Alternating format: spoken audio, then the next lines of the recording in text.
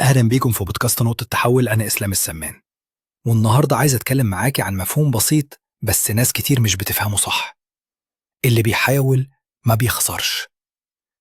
ناس كتير بتخاف تبدأ علشان مش ضامنين النتيجة، بيفكروا في أسوأ السيناريوهات. طب لو فشلت، لو الناس ضحكت، لو مفيش نتيجة. بس خليني أقولك الحقيقة، الخسارة الحقيقية مش إنك تجرب وتفشل.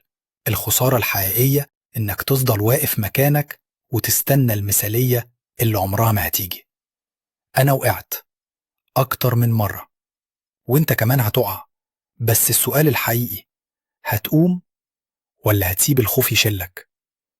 كل محاولة بتعلمك، كل سقطة بتقويك، وكل مرة تبدأ فيها من جديد انت بتقرب من نفسك الحقيقية أكتر. فلو انت دلوقتي في نص طريق، حاسس بالشك، بالتردد، باليأس، افهم بس حاجة واحدة: المحاولة قوة. كمل حتى لو بخطوة صغيرة.